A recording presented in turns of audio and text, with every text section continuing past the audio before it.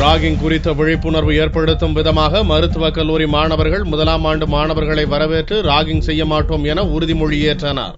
பள்ளி படிப்பை முடித்து கல்லூரிக்குள் வரும் மாணவர்கள் பல்வேறு கனவுகளை சுமந்து வருகின்றனர். ஆனால் பல மாணவர்கள் மூத்த மாணவர்களின் ராகிங் இருக்குமோ என்ற அச்சத்துடன் உள்ளே நுழைகின்றனர். ராகிங் என்பது தண்டனைக்குரிய குற்றமாக உள்ள போதும் இந்த வன்கொடுமை ஆங்காங்கே நடந்து கொண்டுதான் இருக்கிறது. ஆனால் அதை முழுமையாக புரட்டி போடும் முயற்சியாக புதிய வரவுகளுடன் நட்பை உறுதிப்படுத்தி இருதரப்பு மாணவர்களுக்கும் இடையேயான உறவை பலப்படுத்தும் விதமாக சென்னை மருத்துவக் கல்லூரி மாணவர்கள் ராகிங்கிற்கு எதிரான விழிப்புணர்வு நிகழ்ச்சியை நடத்தினர்.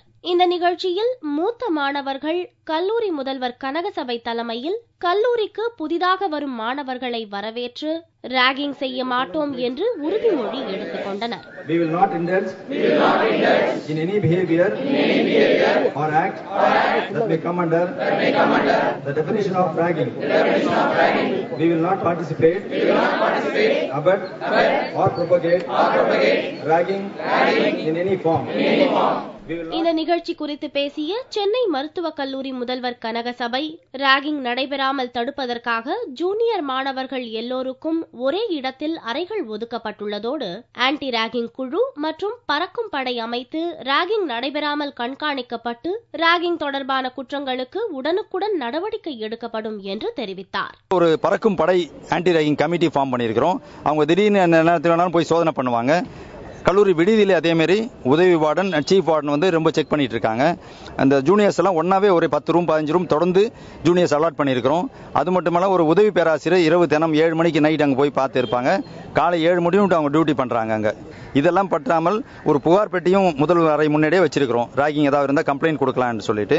இது போன்ற நிகழ்ச்சிகள் நடத்துவதன் மூலம் ராகிங் தொடர்பாக பெற்றோர்கள் மற்றும் மாணவர்களுக்குள்ள அச்சம் குறைந்து விழிப்புணர்வு ஏற்படுத்துவதால் இந்த நிகழ்ச்சி தங்களுக்கு மகிழ்ச்சி அளிப்பதாக முதலாம் ஆண்டு மாணவர்கள் தெரிவித்தனர். இங்க ஃபர்ஸ்ட் இயர் எம்எம்சில ஜாயின் பண்றோம். இன்னைக்கு தான் ஃபர்ஸ்ட் டே.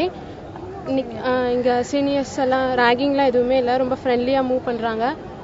ரொம்ப ஜாலியா ஃபீல் பண்றோம். ராகிங் தடை செய்யப்பட்டுள்ள போதும் ஆங்காங்கே நடைபெறும் ஒரு சில நடவடிக்கைகளுக்கு முற்றுப்புள்ளி வைத்து அனைத்து கல்லூரி மாணவர்களுக்கும் முன்மாதிரியாக தாங்கள் இந்த நிகழ்ச்சியை நடத்துவதாக சீனியர் மாணவர்கள் தெரிவித்தனர்.